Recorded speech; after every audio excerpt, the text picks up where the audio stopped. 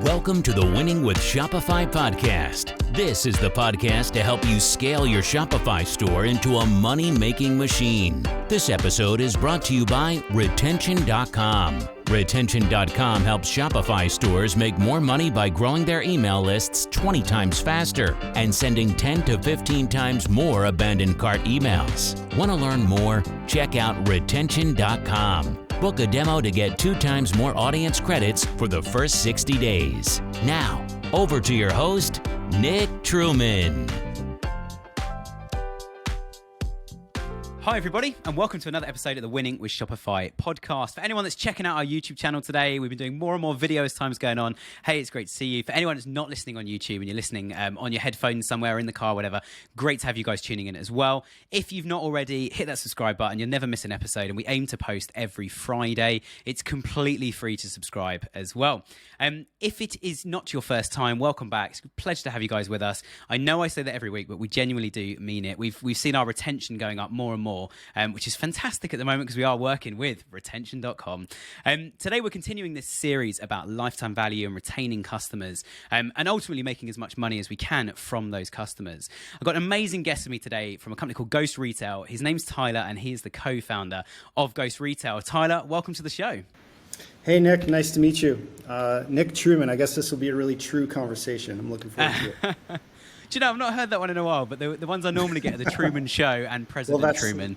But I spell it with an E. It's the English way, so there we go. But Tyler, pleasure to have you with us. Why don't you tell us a little bit about yourself, about your background, and also a little bit about GhostRetail? Yeah, I'm the co-founder of GhostRetail. Myself, I've been in the tech and the e-commerce business for about 30 years now. Nice. I started very, very young learning how to code and create websites. I turned that into a career about 30 years long. Sometimes it feels like 30 seconds. Working with some of the biggest brands on earth in celebrity and sports and entertainment, primarily focused on how to make the online shopping experience more interactive and engaging. Nice. And it sounds like an amazing career. I mean, 30 years, I have to say, and I make this joke about myself a lot, you do not look like you've been in this industry for 30 years. But yeah, we won't ask what your secret is today. But today we're going to be talking about live shopping videos. So first off, let's start with the basics. So some people might have heard previous episodes. We covered this in a bit of detail. Other episodes we focused on it. For anyone that's not, what are we talking about here? Like, what is this whole thing? Well, live video shopping is that moment for us, certainly, where we've all done this. We're out shopping and we have a question. Maybe we're going to FaceTime or live video to someone on FaceTime or WhatsApp. Yep. Show them what we're buying, either for advice or to get more information. You know, you maybe have done it with your spouse, or what we've done is taken that moment, the ability to go directly in store with an associate, a live expert inside of a store, and connect them through the convenience and power of an e-commerce experience. So if you can picture FaceTime and a state-of-the-art e-commerce conversation coming together. And what we really understand with live shopping is there's, first of all, a lot of ways to do it, but the potential and power of what's coming with this technology that we're finally, after so many years, able to create online, it's really, really exciting. Yeah. And you kind of touched on it there, and this is something that it actually came in as a question after, it would have been a good few months ago when we last covered this, but somebody asked us a question, and the question was, at what point does the technology kind of stop and fail you? Like, shoppable video, and certainly live shoppable videos, is this kind of tech, and we'll go into more about what it is in a minute, but has this tech been available for quite a while? Have we been waiting for hardware and software to catch up? You know, waiting for Apple to develop the phone that can handle it, and waiting for Google to create the browser that can handle it? Or actually, is it something that's been around for quite a while? Every technological innovation is always a concert between the hardware, the bandwidth, and the software. So that game and that dance has been playing out all over the place. It plays out all day long everywhere. Yeah. And the online experience is really a battle between security and entertainment and power. There's a lot of different ways to do live shopping or live video. Yes, video has been around for a while, and live video has certainly been around for a while. When you have one person talking or communicating to thousands or millions of people, maybe they show a product on screen. Yeah. You know, this comes from the early days of QVC and other TV shopping platforms. Where the innovation came in for us is the ability to go directly one-on-one from person to person live with an associate. Okay. And that technology is quite new. We've battled against video delays and compression, but also the ability for platforms like Shopify to make it easy for a store owner or a shop owner, whether it's a small business or an enterprise, to connect to live video and open up a whole new world of possibilities for them to connect with their customers, help them increase basket sizes, help them reduce return rates, and as we're talking about here, retention, keep that customer for a long time by giving them the experience that's truly never been possible before. And interestingly, if I go through the kind of evolution, you've just mentioned something that sounds like the next big thing, and it's actually very simple. And I hate using the phrase the next big thing because everyone's talking about what the next big thing is, and actually none of us know. But as you say, shoppable video, it kind of started as soon as TV was a thing, wasn't it? Because you'd see products on TV, and then within no time there was advertising. And those adverts were basically shoppable videos, because you see an advert for the latest BMW, which could have been in the 50s or 60s. You see a BMW and you think, I'm going to go and buy one. Then the internet comes along, and you could do that, as you say, on the internet where they're just featuring products. Then there was this next level up, which I think we're going to talk a little bit about today, but you've just gone a level beyond that. The next level up, anyway, was where actually the video becomes engaging. So rather than it's just like I'm live on Instagram Live or something, or pre-Instagram YouTube Live, or like we are right now, which I know it's not going out live, but we could be publishing this live onto YouTube and people could watch. This isn't shoppable in the same sense. You could then feature products, put products on. You've just mentioned another layer on top of that, almost like a game change, which is the one-on-one, which suddenly becomes, when we're talking about retention, and we talk a lot obviously about VIP customers, is a good example. Having a one-on-one conversation when one of your VIP customers emails their account manager or your business saying, I'm thinking of buying this product or this big, this big basket of things, that's going to cost me $10,000. I've got some questions to be able to reply and say, well, look, 9 a.m. tomorrow if you're free, click this link, we'll be live. I won't be able to see you, but you can see me. I will be in the warehouse or in the store, in the showroom, walking around and that's exactly what you're talking about, isn't it? Having that one-on-one conversation. Well, I think those one-on-one conversations is where you really get to understand your customer, find out what they're looking for, and create a relationship. We're always shopping all of the time. Even when you watch television shows and movies, product placement is everywhere. It's actually one of the largest ways all these TV shows and movies get actually funded. Yeah. The interesting part is when you can go to the next level, like you mentioned, and we've all had that experience where you're watching something and you want to know what that is, where it's from, how do you buy it, where do I find it? And social media is bridging that a little bit now. Yep. But the big jump to really connecting with a customer, we think is one-on-one, which is we're trying to replicate the in-store experience where that one-on-one relationship and health factor is really key.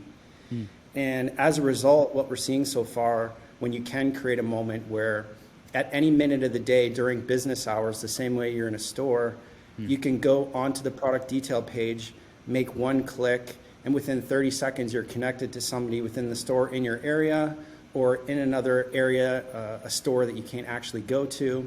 So it pairs the power of the one-on-one relationship to the product and the associate, which is really the key to the brand, is the people.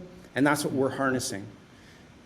And it's an interesting combination because e-commerce in its own right has come to a point where everybody's kind of looking around going like, okay, what's next? We've made it products to be able to be delivered within 10, 15 minutes. You can check out with one tap. It's so convenient and so powerful, and we're getting a ton of data, but it's time to get creative again. And that's what the power of live video can really do with brands these days, especially on amazing platforms like Shopify. Yeah, definitely. And I say this to quite a lot of our guests. You've touched on about 5 things I could ask about. I'm going to trim it down to 2 or 3. The first one, as you say, about getting creative. Anyone that's tuned in for a while will know I use the phrase a lot that marketing has been lost from digital marketing. It has become a numbers game. And don't get me wrong, I love numbers. I live and breathe numbers. I work in pay-per-click advertising. It's all numbers. What have we spent? What have we made? It's very intrinsic.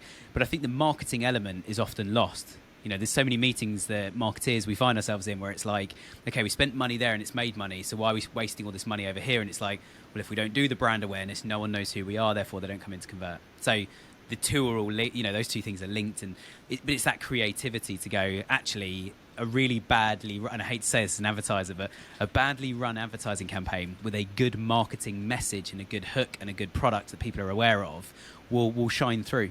And we've had clients before sell like a very small, cheap, free product. And once you've bought that, now you're bought in. Now we can email you and do the expensive bit, so we can get $3 or $4 per conversion to hook you in for the free product, which now means we can email you, which is a lot cheaper than advertising to you on Google. And we've had some really cool stuff like that. Jumping back to the tech, let's go back to the tech quickly. The first thought I had is, if you've got a large or expensive, but let's go with large item for a sec. So if you're thinking of buying, I don't know, a new fridge freezer for your house, and it's raining and cold outside like it is right now in the middle of winter for a lot of us, you don't want to go out there. So to be able to connect someone who's in the store and say, right, I want a new fridge freezer. My budget is like, I'm happy to say $1,000. It's quite a lot. Show me what's going on. And for them they open it, they've got like a body cam on showing what's going on, just holding a phone.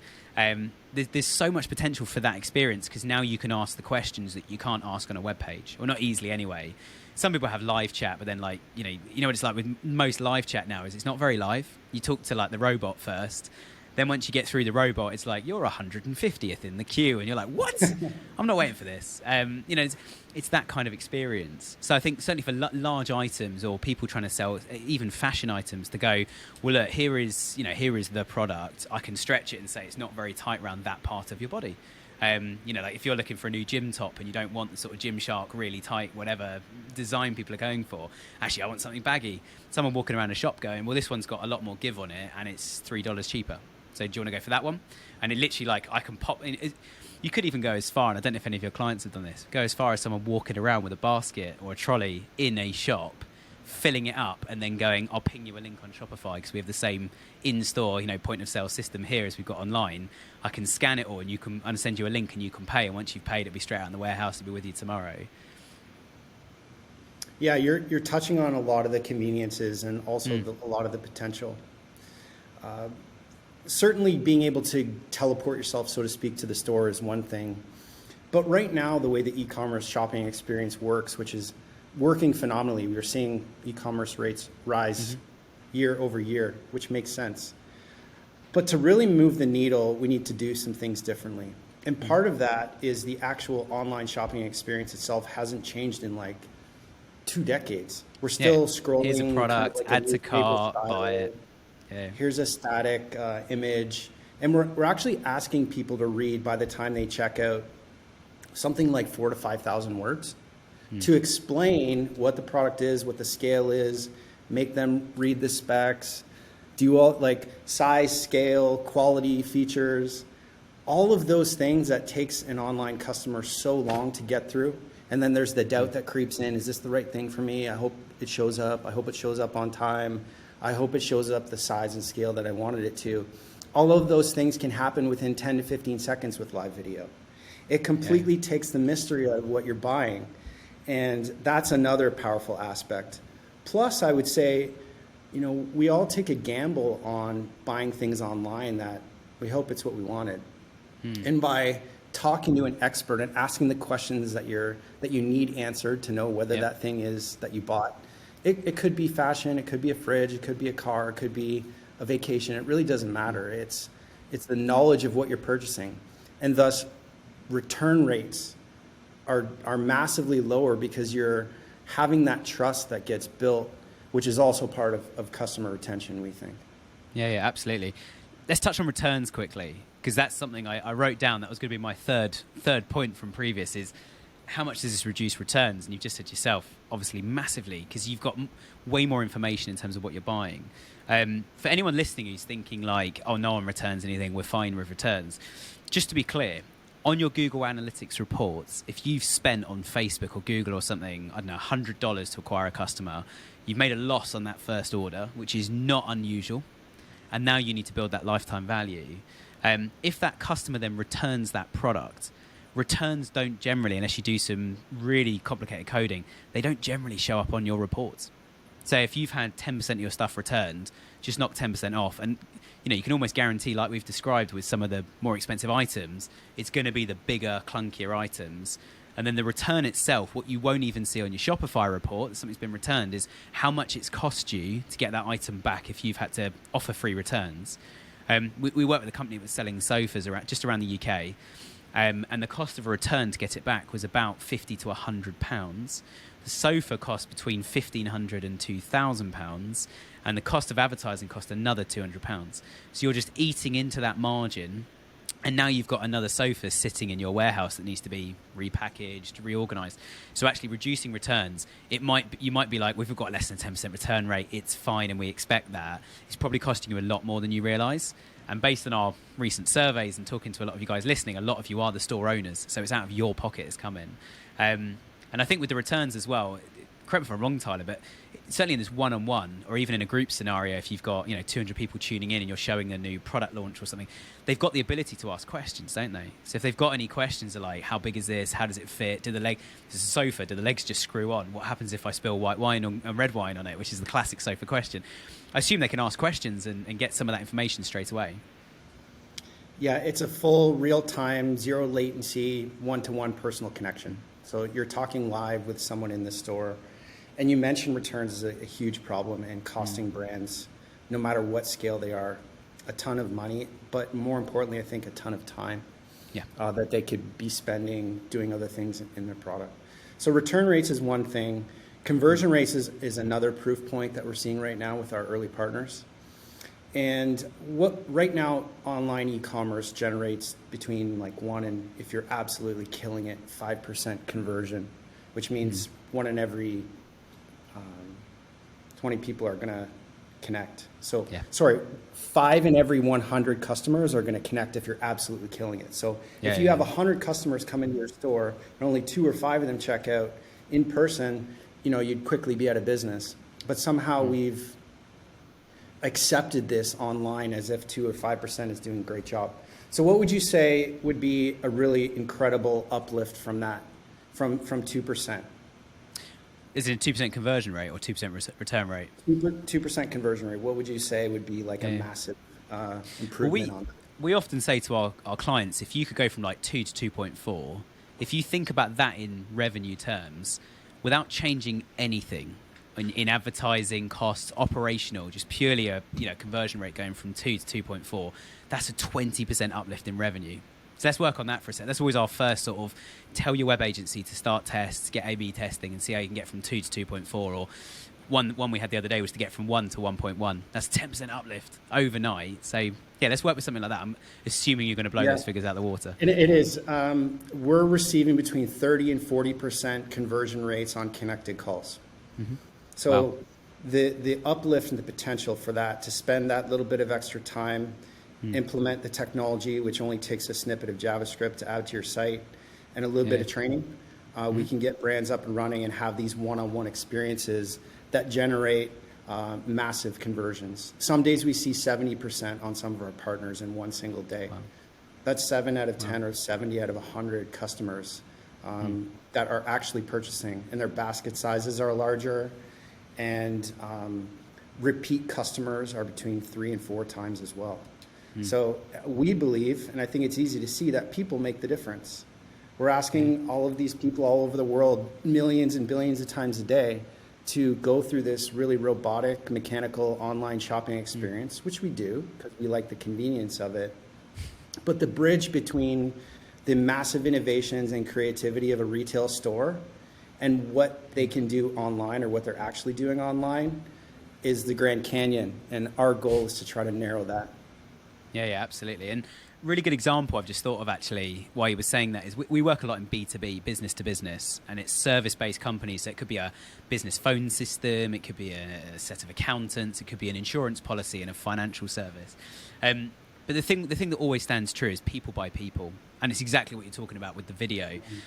We've seen, I haven't got any figures to hand, didn't know we were going to get onto this topic, but when we've advised clients to change their website to say, right, this is a service that a business might actually buy and use for, 5+ years, and it's expensive, we've said, put a picture of your team on there.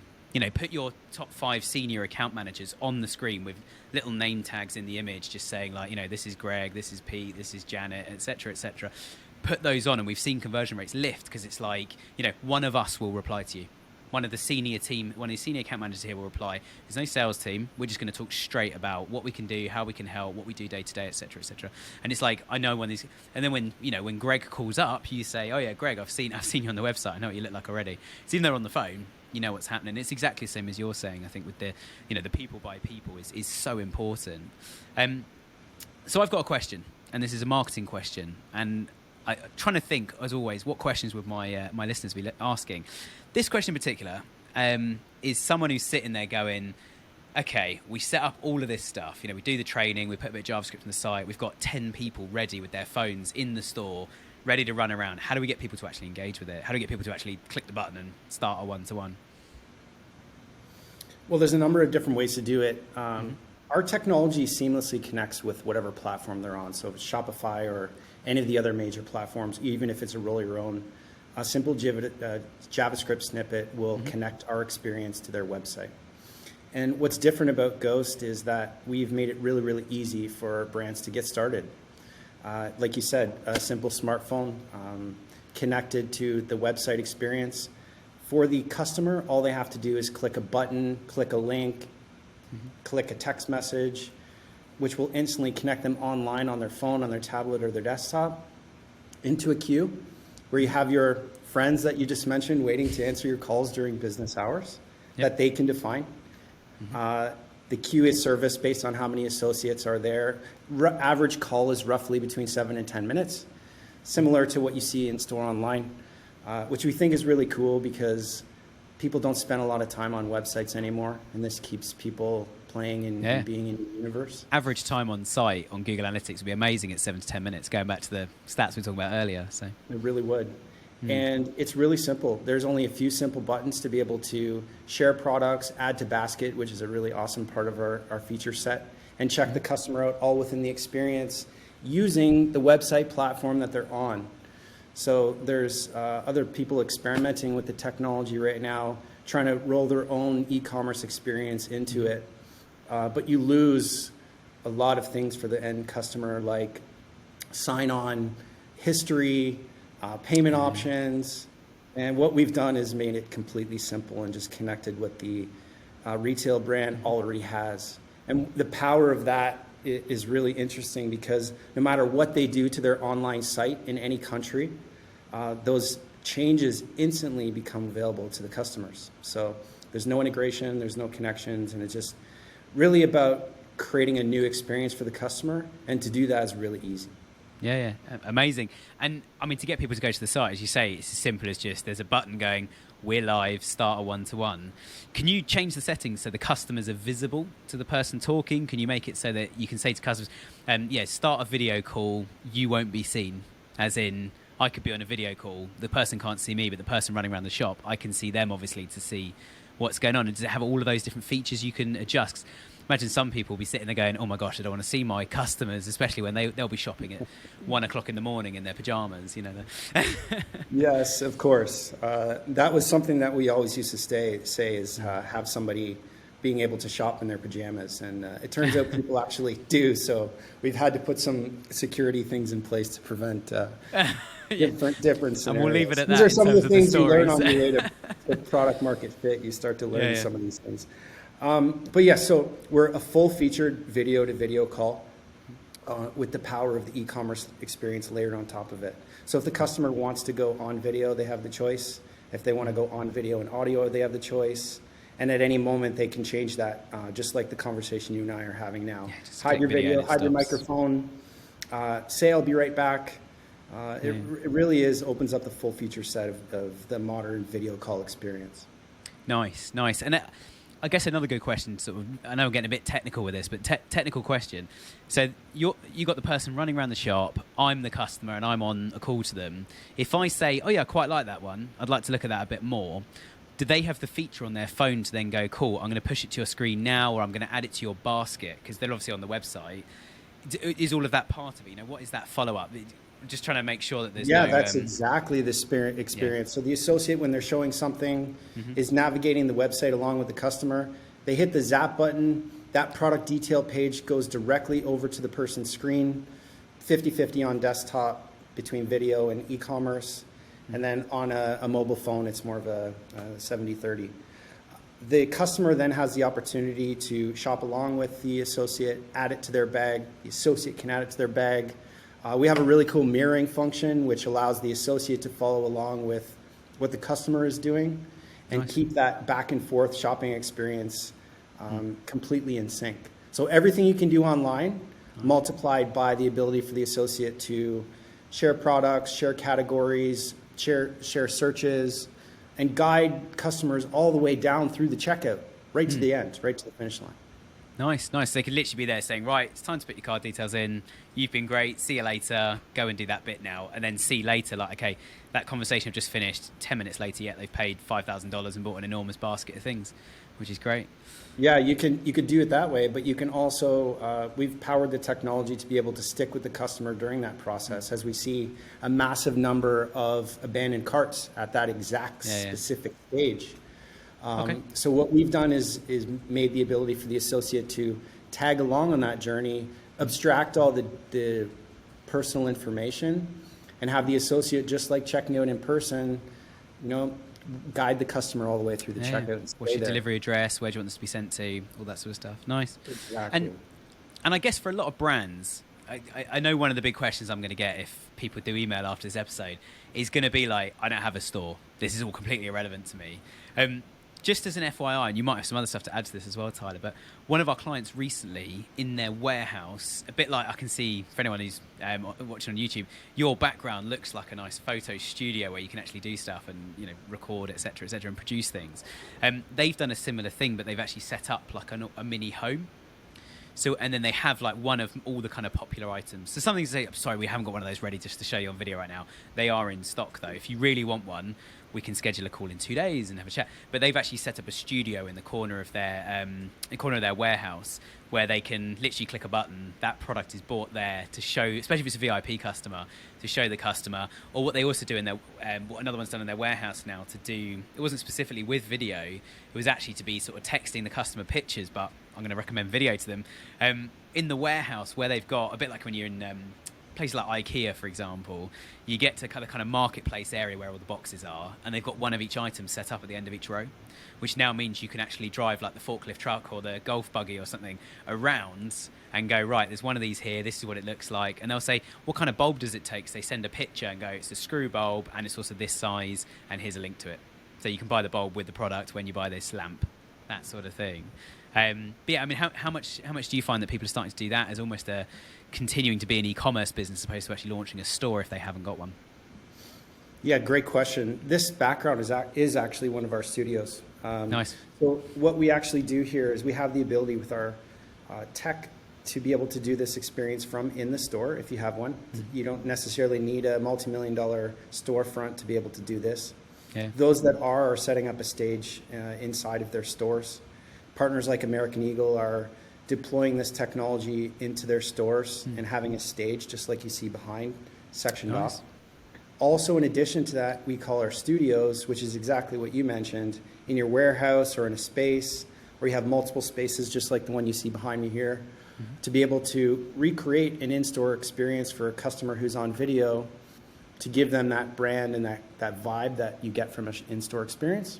And then also, there's a lot of really innovative partners right now that are using our technology to deploy these experiences from home, from an associate working from home, or from, which is really interesting, having influencers and brand ambassadors take up a whole new career by working from home, but the background is a small studio set that can be 10 by 10 and allow the ambassador or the brand associate to work from anywhere.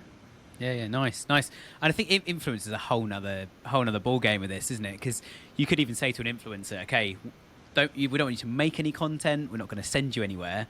Send you any stuff. Actually, we want you to come to our store, our studio, and we're going to do a live stream, but we'll allow one customer at a time to be on a call with you and say, cool, can you show me this product? And especially if it's an influencer that knows about that sort of product. So say you've got an influencer who is really into food, and does a lot of cooking on their Instagram channel, for example, having them in the shop talking about, well, I use this type of pan to cook this kind of thing, and here's the most amazing air fryer, and these guys have got it on buy one, get one free at the moment, you know, if you want to buy one for your family, all this sort of stuff. Having that means, you can imagine that queue's enormous, so having it then going out live at the same time, in terms of engaging customers, which is the underlying thing here, that I think brands struggle with, is they sell the first product. How do you bring them back to engage? So saying, okay, we've got that famous chef or this celebrity you've all heard of. They're going to be live for an hour and a half, you know, on our website. Come and tune in, you know, and you can join the queue to actually talk to them and ask them a question like, okay, I'm cooking this tonight. How do I cook that? There's a whole realm of possibilities, isn't it? But the fact it's shoppable means whatever product they're talking about will be up on the screen. People can click it, add to basket, and start buying it. Yeah, not only are they a realm of possibilities, these are happening every day using our technology now. So we're learning a ton of really interesting, unique things and brand new data sets, completely new feedback, and really what's the first few years of live video shopping, which if you look over towards Asia in the UK, where you're calling from right now, the winds are really starting to push on that over towards where we are in North America.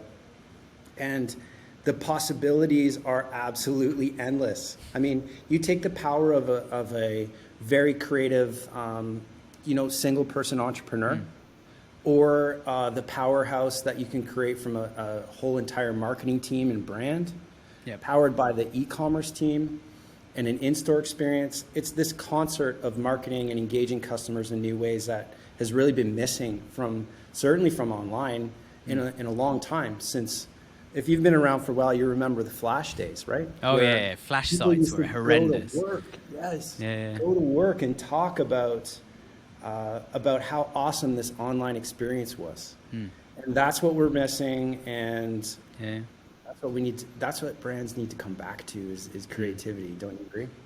Yeah. The thing with Flash, just to cover that quickly, anyone who's like scratching their heads going, what on earth was this? The reason I hated it is because I work in SEO. So Google just couldn't read it. It was a Flash website. Google basically just had a heart attack and fell flat on the floor. But Flash was amazing.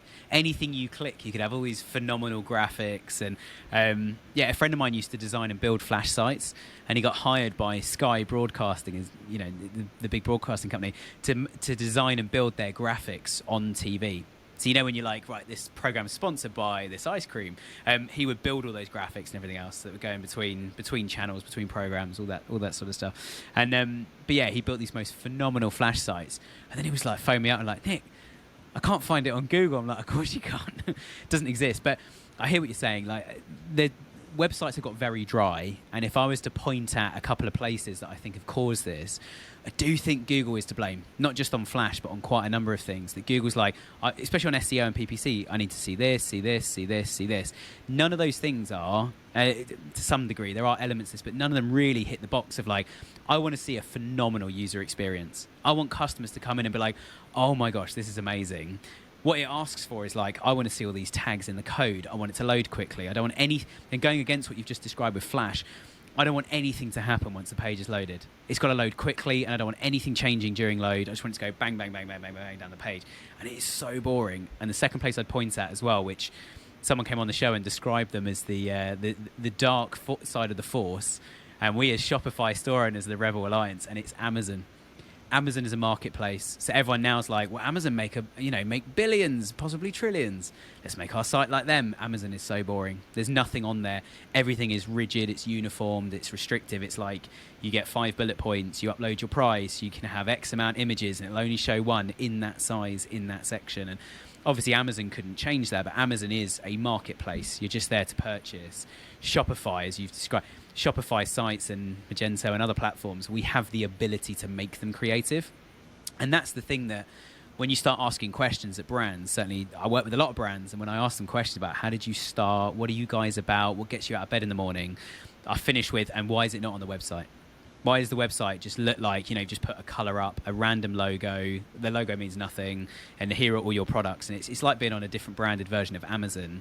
You need stuff that says, we are on a mission to remove plastic from fashion. We're planting trees. It doesn't have to be eco-friendly. It can be, we're helping people be more healthy. And I saw Gymshark have launched a new thing called the Gymshark 66, which, from glancing at it, new fitness program. And you're like, perfect for a fitness brand like them. And it's a subscription as well. So you subscribe in Gymshark products. It's something to bite into. And the frustration sometimes as well, it'd be good to get your thoughts on this as well, is I find, and the data confirms this, customers just want to bite into something. They want to engage with brands. They want to get to know brands. And then they go to their site and they're like, boring.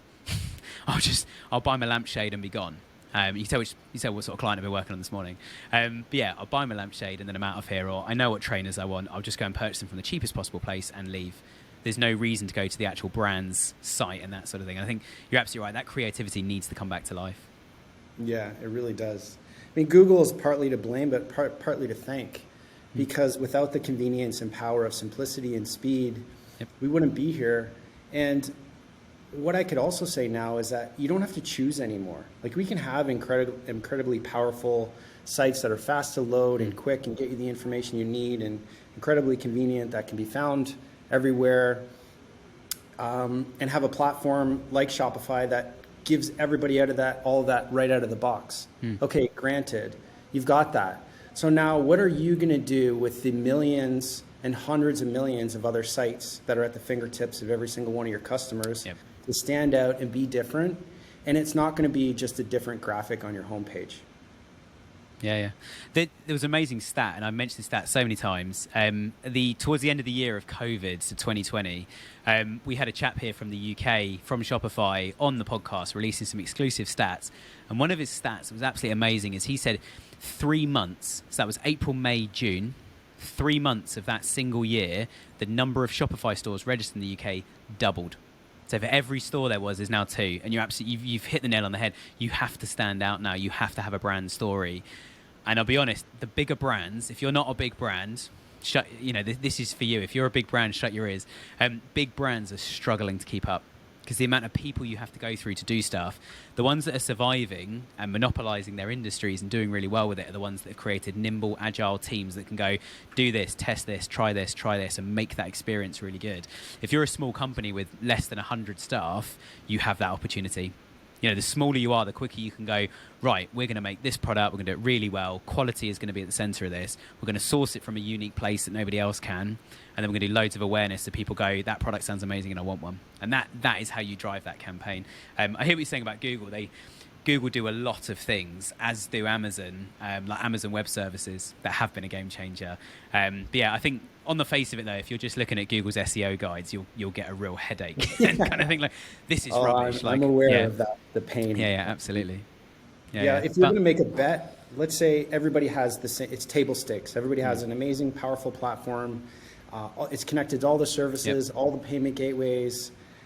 And then you've got a brand that's got that and multiplied by an incredible marketing initiative, and they can be creative in different ways. Who are you going to buy from, and who are you going to bet on in the future that who's going to survive there? I think most people would agree that it's going to be the more engaging and the more savvy marketing and the ability to touch your customers directly. Yeah. Had to be careful with that one. Yeah, I like the pause. It added quite a lot. But I was just going to say that the last thing to finish with when it comes to brands talking, and I've got one final question for you, but in terms of brands communicating, I had this hilarious scenario with my wife a few months ago. And if you're listening, honey, then this one's for you, and this will crack you up. She unlocked her phone, and I have this thing about notifications. I hate them. If there's a notification, I'm reading it, I'm deleting it, or I'm turning it off. And she opened her email, and you know where this is going. There were like thousands of unread emails. I was like, we're sorting this out now. And we got about 4 emails in, and I realized it was a losing battle. I was like, unsubscribe from that. There's all these brands just emailing her. She was like, but I like those emails. I was like, okay, what about that one? But I like those emails. I was like, what about that one? I like those emails. I was like, what do you like about that? I was getting frustrated. What do you like about these things? Like, just unsubscribe. It's just, if you get an important email, you're not going to be able to find it. But she listed things. She goes, I like that email because they always send me really nice pictures of lounges because they sell lounge stuff. I like this one because I'm very similar to all the models that this clothing brand use, and I want to buy stuff. And that's what I took from it, and it made me completely rethink the whole email game. But there we go. There's me jumping in, going, "Look, honey, I'm, quite arrogantly, I know what I'm doing with digital. Let's unsubscribe from the lot." And she was like, "No, I like those emails. I like engaging with these guys." And then when I mentioned a brand about a month later and said like, "Oh, we should buy from them," and she goes, "No, their emails are boring." And I was literally like, "Okay, we're making a buying decision now because you're telling me that emails are boring." And she was like, "I only want to buy from somewhere that matches what I like." And so I don't like their stuff because it doesn't match. Regardless of how good the products were, it's that story. And if you're paying a good amount for a product, you might as well enjoy the story, is my view. But, I think so. Yeah. And it points also to effort.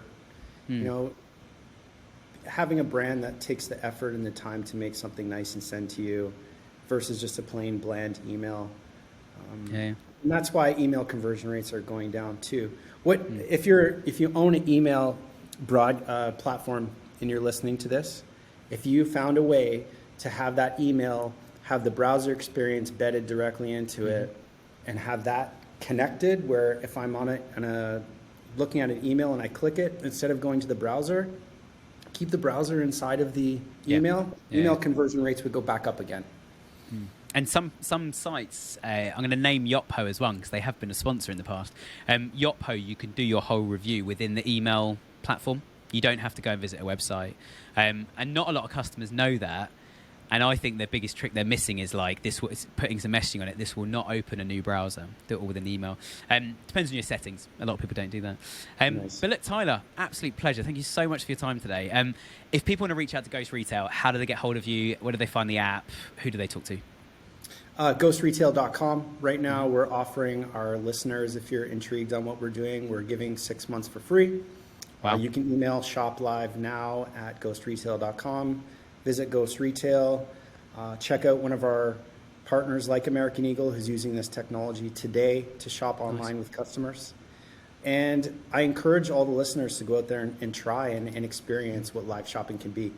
Once you've had the experience, you'll be able to really see what the context of this is, which is the evolution of online shopping, which is what this whole podcast is really about. Yeah, amazing. Well, thank you so much. It's been a pleasure having you with us. Thank you. Nice talking with you. And for everybody else listening at home, we're back again next week. Make sure you check out the website. Byron, who has been on the podcast a few times, who's part of the main team here, who a lot of you have spoken to if you've emailed in. Byron and I are about to click go on something quite amazing. He's told me not to mention this week, but I'm going to start teeing people up for that. So make sure you tune in. There's going to be something amazing over the next few weeks happening on the website. If you've not already, you want to go and subscribe. We do send exclusive offers out through our email list as well. Also means you never miss an episode because we send an email out every week. So thanks again for listening. See you again next week.